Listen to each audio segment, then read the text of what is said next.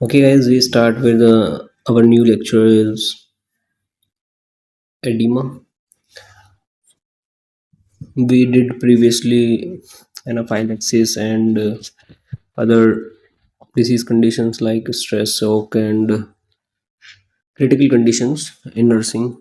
And now we started from edema.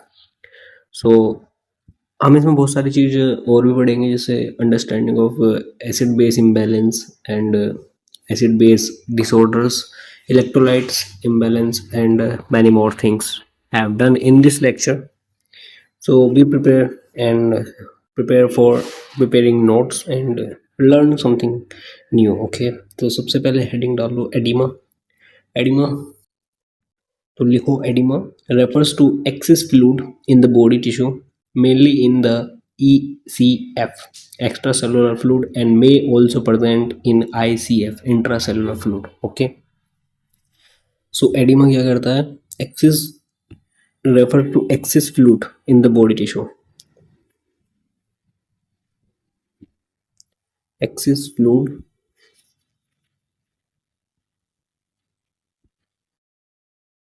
in the body tissue.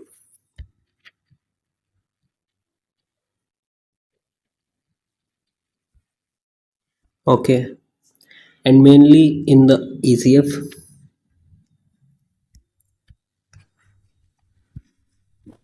ECF and also present in ICF. Present in ICF.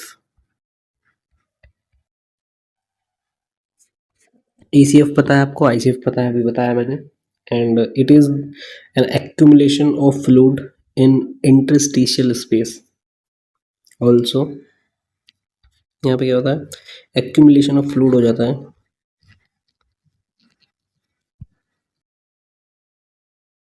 Accumulation of fluid in interstitial space.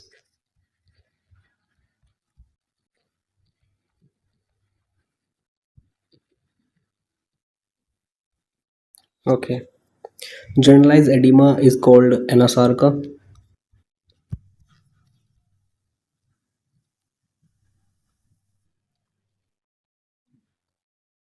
Generalized edema is called anasarca.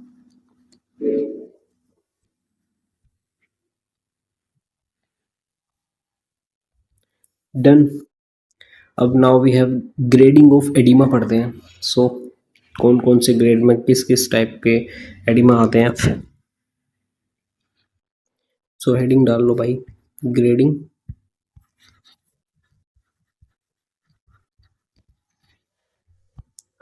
Of oedema.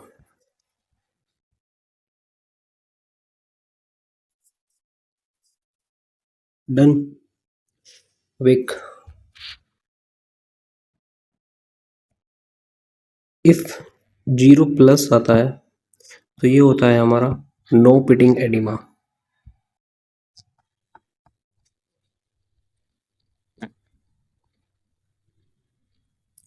Okay, and +1 आता है, sorry 1+,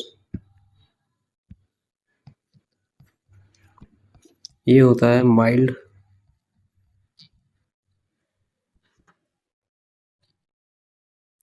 mild pitting oedema,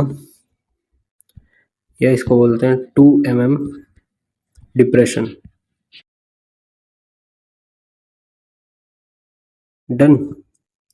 फिर आता है हमारे पास 2+, इसको हम बोलते हैं मॉडरेट पिटिंग एडिमा. इसमें हमारी जो होती है डिप्रेशन, वो होती है 4 mm डिप्रेशन. फिर आता है हमारे पास 6+ एडिमा ग्रेडिंग के हिसाब से. ओके, तो ये होता है moderate severe.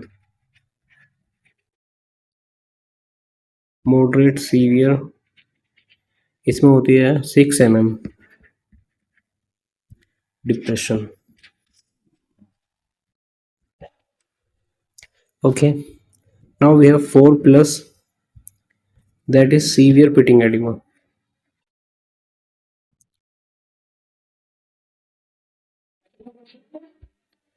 This is called 8 depression. And now the edema is all over done. Going with next topic, that is understanding acid base imbalance.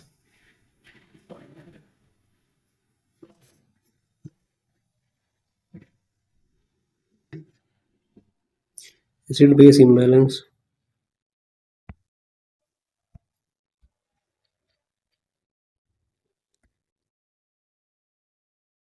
Done. तो इसमें एक टेबल बनेगी, क्योंकि अगर एक एक को समझाऊंगा तो आपको इजी नहीं पड़ेगा। Normal A B G values हम इसमें करेंगे, ठीक है। सबसे पहले लिखो पी एनालिसिस, इधर एनालिसिस या फिर एनालाइज लिख दो।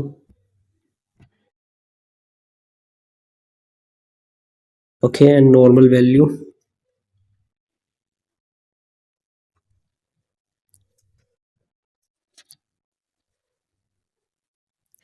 डन, एंड फिर नॉर्मल रेंज।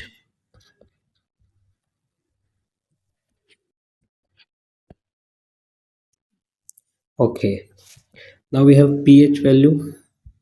पीएच कितनी है, उसकी वैल्यू होती है 7.40 एंड नॉर्मल रेंज होती है 7.35 टू 7.45। डन। फिर होता है P A C O two, M M H G होता है। डन। तो ये होता है हमारा 40। इसके बाद 35 टू 45। देन हमारा होता है H C O three negative, जो होता है एम मोल पर लीटर। ये होता है 24 to 21, इसकी रेंज होती है 28 तक। And P A O two, मतलब partial pressure of oxygen, M H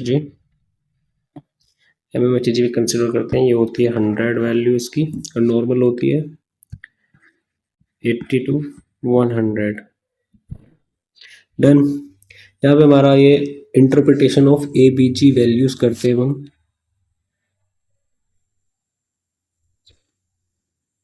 तो एक जगह डालो आप acid base headings, acid base disorders.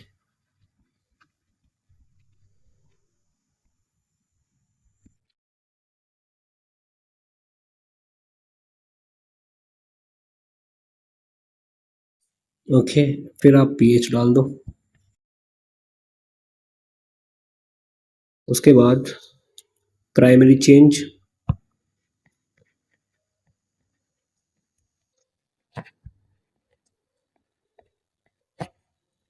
And then compensatory change.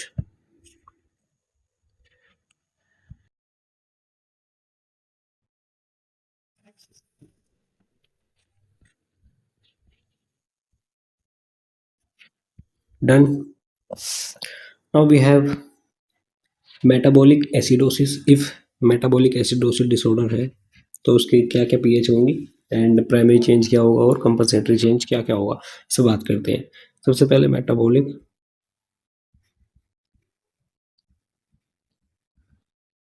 Acidosis. तो पीएच हमारी डिक्रीज करेगी, and HCO3 decrease, and PaCO2 decrease. Okay, respiratory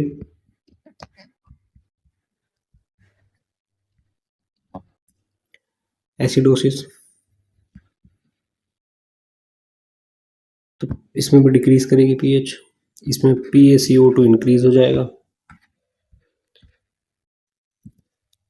and HCO3 increase. Now we have metabolic alkalosis.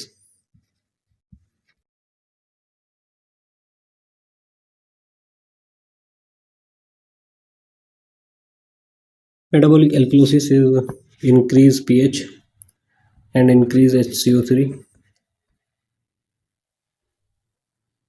and increase PaCO2.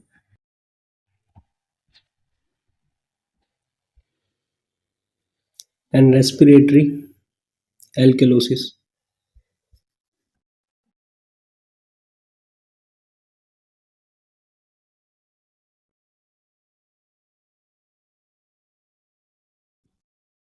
increased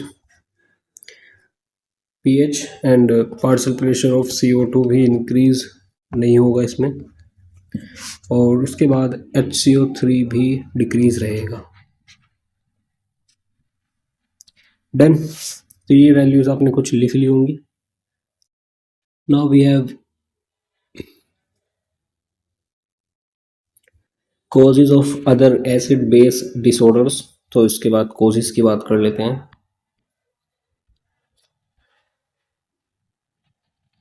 causes of other acid base disorder.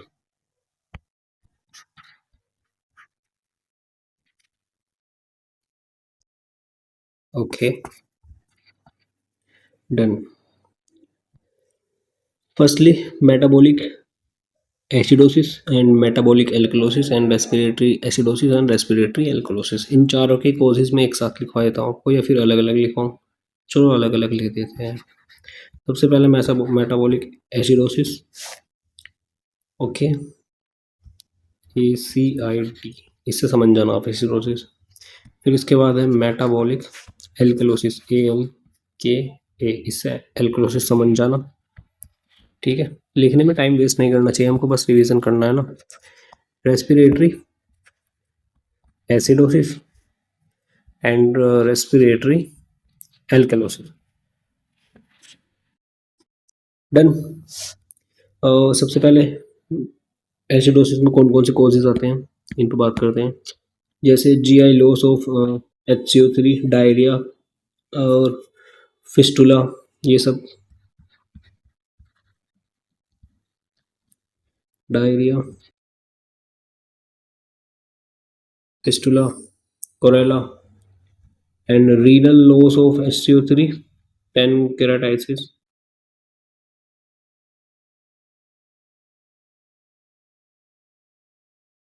And ureterosigmoidostomy, इसमें हमारा ileostomy,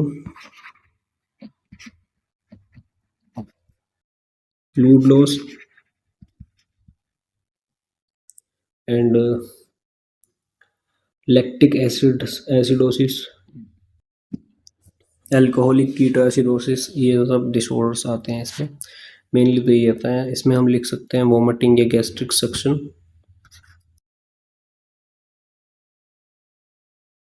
metabolic alkalosis में gastric suction. फिर आता है हमारा pyloric stenosis and then diuretic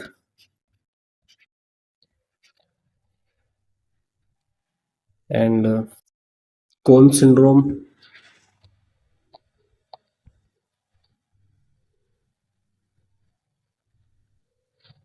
Cushing syndrome,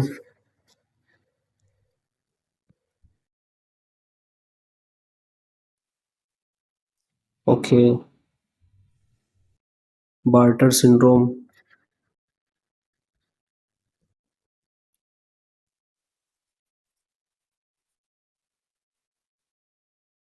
and an hypokalemia.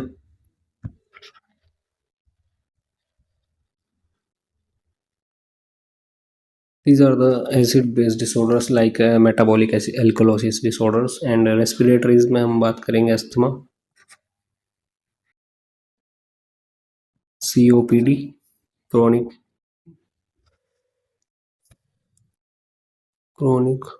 pulmonary disease, ARDS,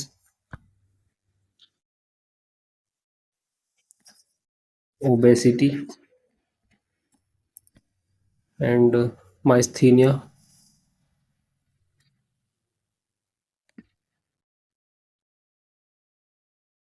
or hypoventilation.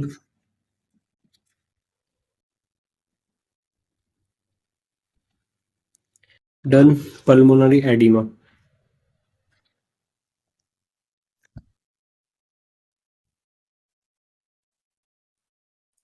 Done. तो respiratory alkalosis में बात करते हैं, normal pregnancy,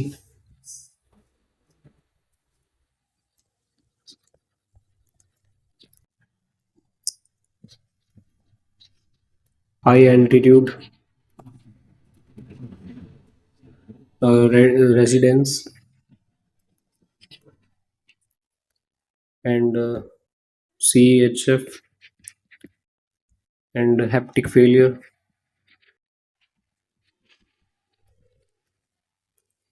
Okay, these are the disorders, the acid base disorders के causes हैं ये, ठीक है। Now we have electrolytes. Electrolytes में क्या क्या होते हैं इस पे बात कर लेते हैं, हमारी अलग नेक्स्ट हेडिंग।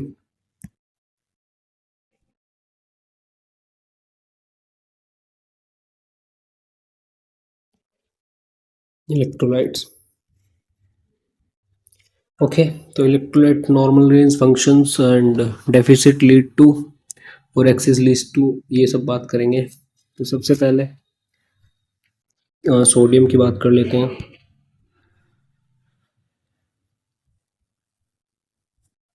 इसकी नॉर्मल रेंज होती है 135 to 145 mini equivalent per litre,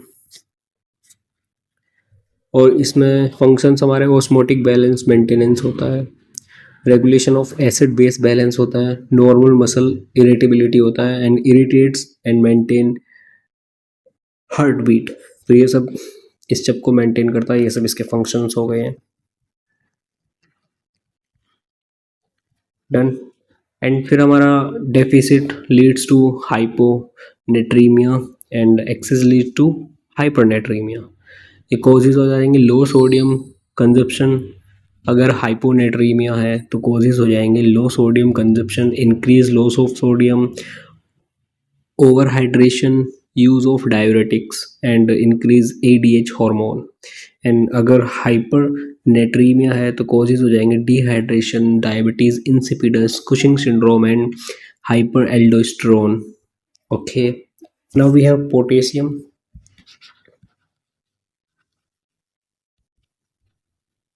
potassium में बात करें तो इसकी नॉर्मल रेंज है 3.5 to 5 mini equivalent per litre. And functions बात करें तो फंक्शंस में maintain intracellular osmotic pressure and transmission of nerve impulse, and third is cardiac muscle activity, and fourth is regulation of acid base balance.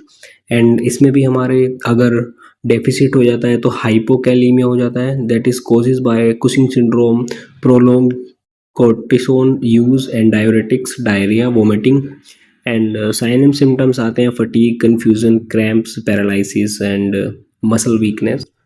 If हमारा excess हो जाता है amount तो hyper kalaemia बोलते हैं, दैट इज कॉल्ड। कॉजेज आएंगे इसमें kidney failure, potassium sparing diuretics, burn wound, tissue injury, and sign and symptoms में prolong PR interval. Okay, now we have third calcium,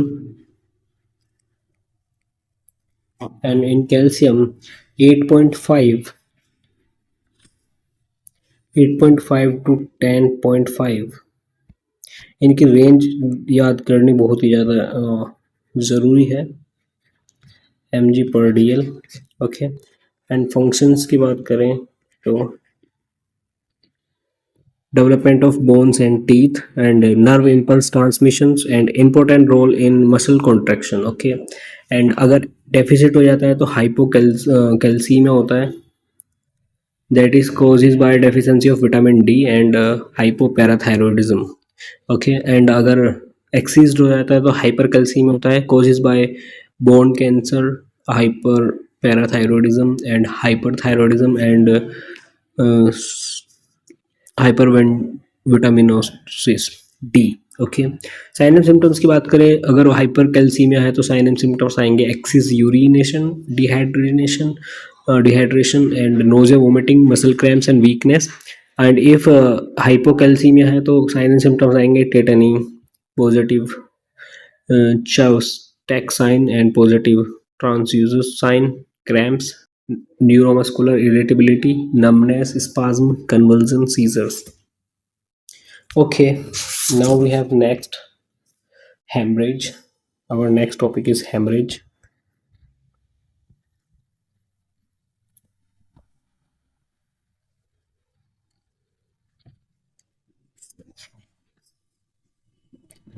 Then hemorrhage also known as bleeding, इसको हम bleeding भी consider कर देते हैं, also known as bleeding, and refer to escape of blood from circulatory system through damaged blood vessels. Most common cause of hypovolemic shock.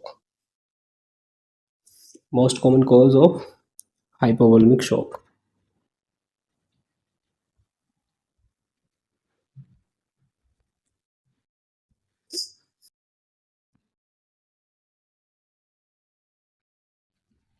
ये एक most common cause है किसका, हाइपोवोलिक शॉक का. और इसमें मैनिफेस्टेशन की बात कर लेते हैं तो मतलब साइन एंड सिम्टम्स की.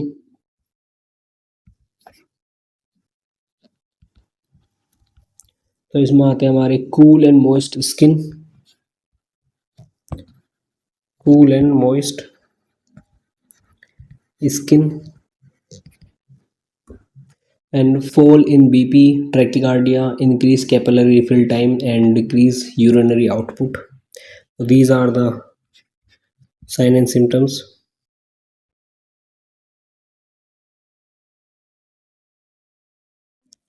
यूरिनरी आउटपुट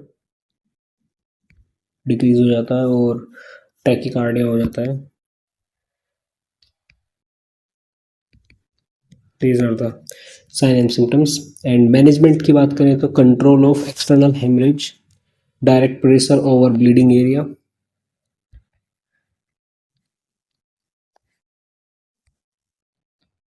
मैनेजमेंट में बात करें तो हमें कंट्रोल करना है एक्सटर्नल हेमरेज को और डायरेक्ट प्रेशर डालना है किस पे, अगर ब्लीडिंग हो रही है तो ब्लीडिंग एरिया पे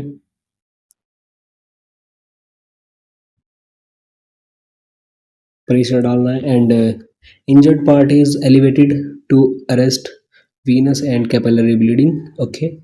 And tourniquet is to be used when all other methods fail to control bleeding as a least resort. Okay.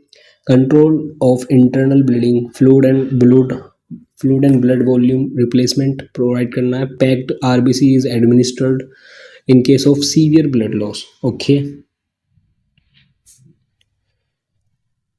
And now we have emergency nursing prioritisation of care कौन कौन सी होती हैं, इस पे थोड़ा क्वेश्चन भी आता है.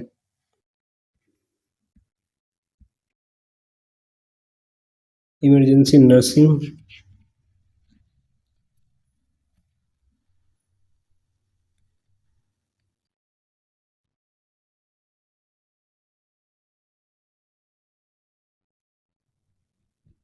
Prioritisation of care. इसमें हम सबसे पहले करते हैं airway, breathing and circulation, disability, exposure. तो ABCDE बात करते हैं. ABCDE.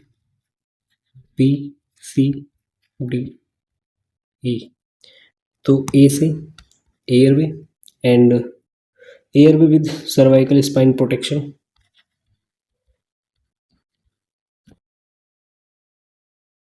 Airway with cervical spine protection. And breathing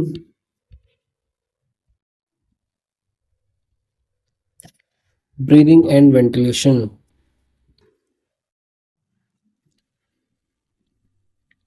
Next we have circulation,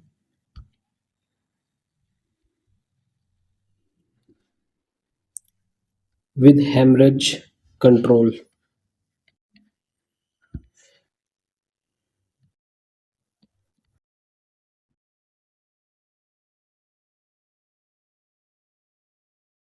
And next we have D, that is disability,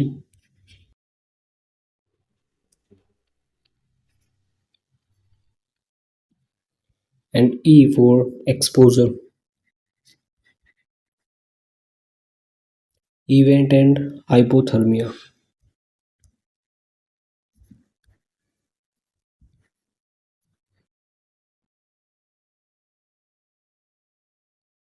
Done. Next, we have prioritize of care and triage categories. Level 1, level 2, level 3, level 4, level 5. These are the priorities of care in triage categories. इस पे बात करते हैं.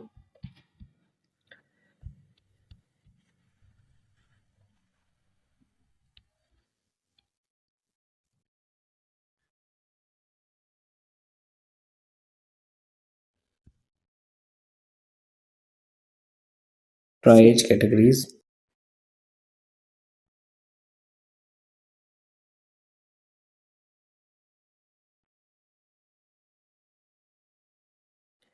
Okay. So now level 1. What is level 1? Level 2, level 3, level 4, level 5. Okay. So level 1 में हम क्या करेंगे? रिसक्सिएशन करेंगे, इमीडिएट क्लिनिकल असेसमेंट.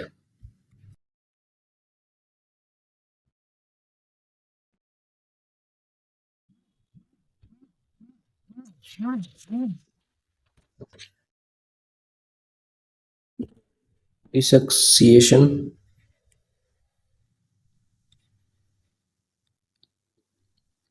और इसमें इमीडिएट क्लिनिकल असेसमेंट करते हैं. सेकंड में करते हैं हम एमरजेंट. ओके, एंड फिर urgent, and then semi urgent, and next we have less या non urgent.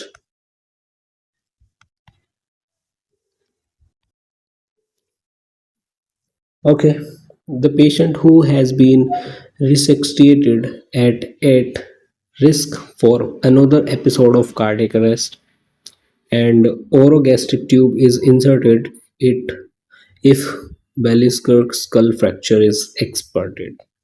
Antidote generally have a shorter half-life.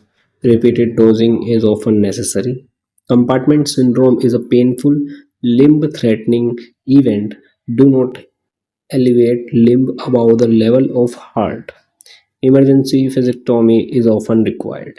So these are the priorities nursing care and common equipment in the critical care area.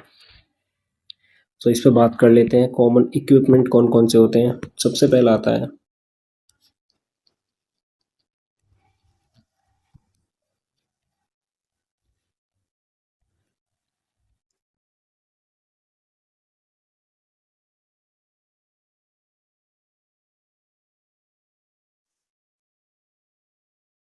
सबसे पहला आता है ventilator.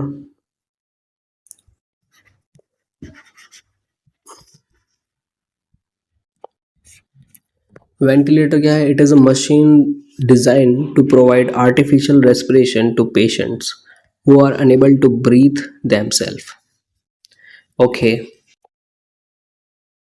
तो ये क्या करता है? सपोर्ट करता है आर्म को. Inspiratory port with filter active humidifier इसमें सब होता है, और वाई पीस होता है, नेबुलाइजर होता है, प्रोक्सिमल फ्लो प्रेशर सेंसर होता है, फ्लेक्सिबल कनेक्टर होता है. ठीक है, फिर टाइप्स ऑफ वेंटिलेटर की बात कर लेते हैं.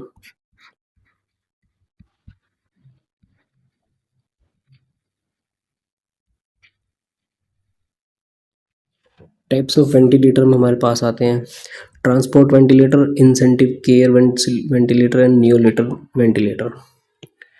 सो from forms of mechanical ventilator, सबसे पहले बात करते हैं कि ट्रांसपोर्ट वेंटिलेटर क्या होते हैं। कि they are small ventilators that run with the help of AC and DC, and the main purpose of this ventilator is to shift and transport patient from one area to the hospital to the another area of a different hospital। तो ये क्या करते हैं, transport ventilator होते हैं।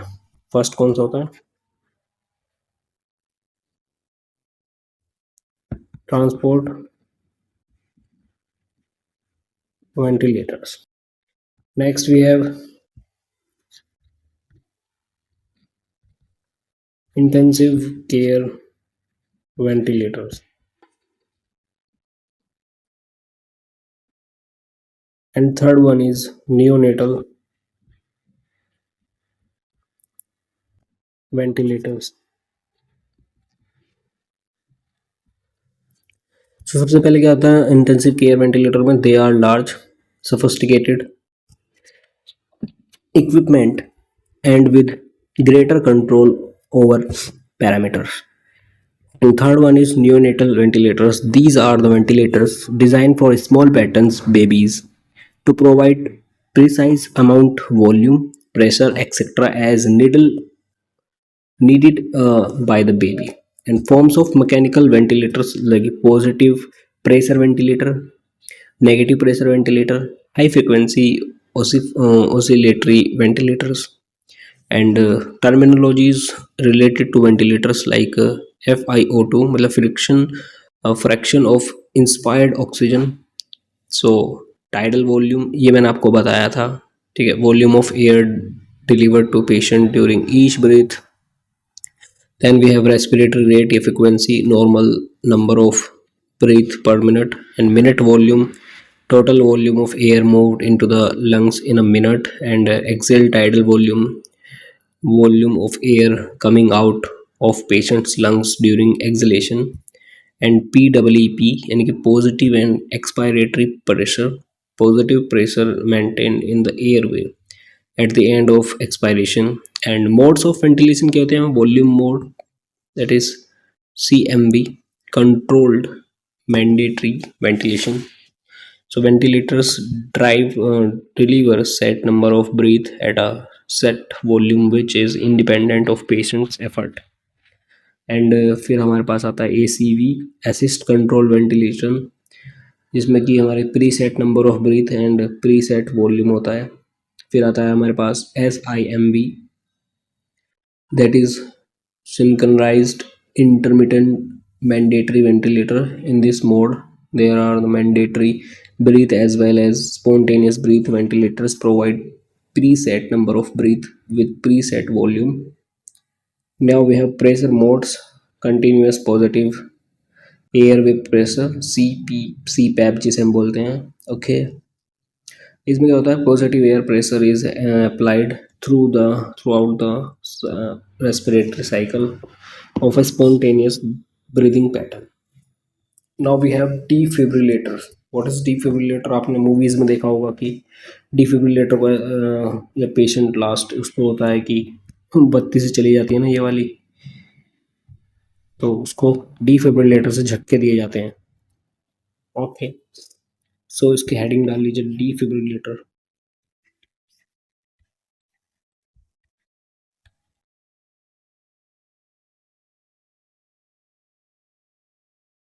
ठीक है, इसमें क्या होता है, application of pre set electrical current to myocardium which converts dysrhythmia to normal rhythm. Indications क्या होते हैं, definitive treatment for ventilator fibrillation, pulselessness, ventilator ventricular tachycardia, okay. And types होते हैं हमारे पास, मैनुअल एक्सटर्नल डिफिब्रिलेटर, टाइप्स में manual,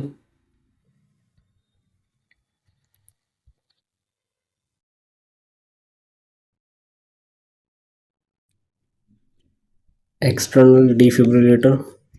उसके बाद आता है ऑटोमेटेड,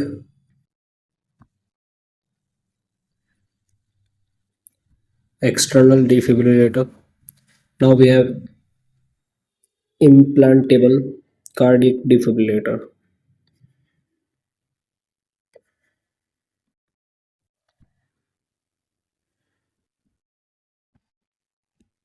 ओके। फिर हमारा एनर्जी लेवल फॉर डिफिब्रिलेटर कितना होता है? मोनोफेजिक होता है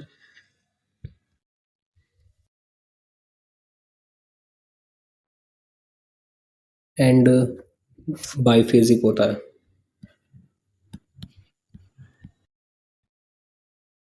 मोनोफेजिक में आ जाता है हमारा 360 जूल, एंड बाईफेजिक में आता है 120 to 200 joule. And electrodes placement कैसा होती है, इसमें बात कर लेते हैं। इलेक्ट्रोड्स प्लेसमेंट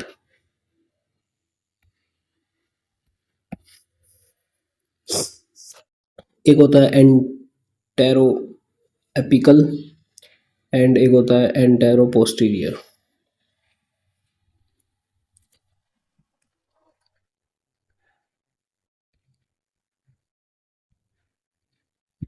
एंड एंटेरो,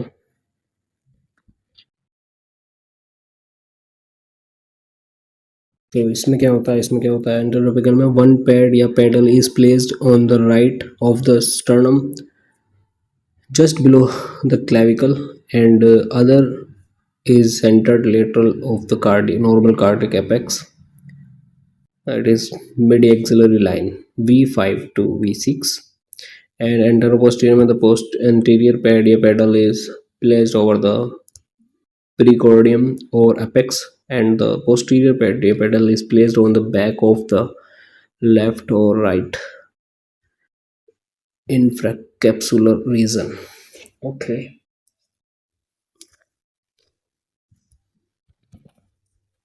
सो अब हम बात करते हैं स्टेजेस ऑफ डेथ या डाइंग।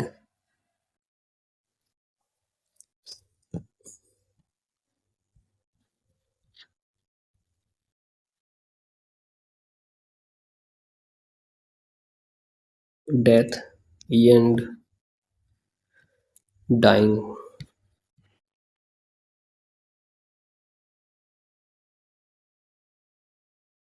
अब इसमें क्या होता है, Kubler Ross stages of dying, तो किसी ने कुबलर नाम के साइंटिस्ट ने दी होगी भाई।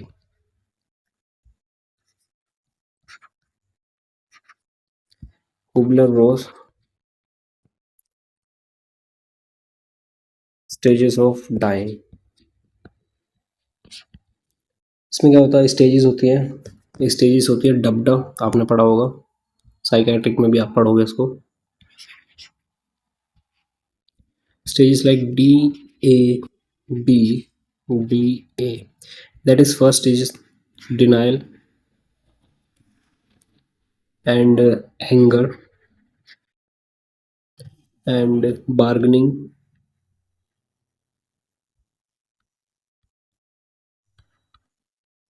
and depression and then acceptance। इसको एक एग्जांपल के तौर पर मैं समझाऊंगा आपको। फर्स्ट पहले समझ लो, डिनाइल में क्या होगा, शॉक लगेगा, डाउट होगा एंड डिसबिलीफ होगा about the loss of the primary response. अगर कोई आपको मतलब कोई सदस्य ऐसा आपको छोड़ लॉस्ट हो गया है, ठीक है, बाई योर लव्ड वन कोई लॉस्ट हो गया है, तो आपको पहले सबसे पहले शौक लगेगा, डाउट होगा, नहीं नहीं ऐसा तो हो ही नहीं सकता है, आप मना करोगे आप, ठीक है। फिर आपको एक गुस्सा आएगा, एंगर इश्यूज आएंगे, characters by anger often towards others, कि यार तुम्हारी वजह से हुआ है, ये ऐसा हुआ है, वो ऐसा हुआ है, ठीक है, वेरी शॉर्ट लिव, ठीक है, ये छोटे पीरियड के लिए होता है। फिर आप बार्गेनिंग करोगे आप, कि when denial and anger falls fail to work, जब ये वर्क नहीं करता तो people make an effort to bargaining for a better outcome rather than a current situation, ठीक है, तो वो करेगा यार इससे अच्छा तो वो हो जाता है, इससे अच्छा तो वो हो जाता है, मतलब ये ना जाके कोई और चला जाता है, ऐसा कुछ होता है, ठीक है। देन विद डिप्रेशन आएगा कि when it becomes obvious that the loss या डेथ इज ऑब्वियस, कि people feel depressed characterize by persistence sadness, कि फिर उसको पता चल यार ये तो होना ही था, ये तो किसी को ना किसी को जाना ही पड़ता है, ठीक है, तो फिर वो डिप्रेस हो जाएगा बहुत ज़्यादा and successfully acceptance will follow. फिर क्या करेगा, last stage acceptance. In this stage the person gradually and peacefully accept death, he quietly accepts the arrival of death, and this is the last step nursing management में हम क्या कर सकते हैं कि assist the client make final plan towards that, encourage remnants, help the client for ventilated validation of self image, and provide spiritual support. These are the conditions in the nursing and critical care area. So ये सब आप notes लिख लेना भाई, ठीक है. और जो भी मैंने आपको वैल्यूज़ बताई उनको पढ़ लेना एक बार. एंड एडिमा से आज हमने स्टार्ट किया था और हमारा कंप्लीट हो गया है. Okay, now other lectures are coming up soon. So till then take care, bye. And यहाँ पे गाइज हमारे all the M S N topics हमने पूरी एम एस एन कंप्लीट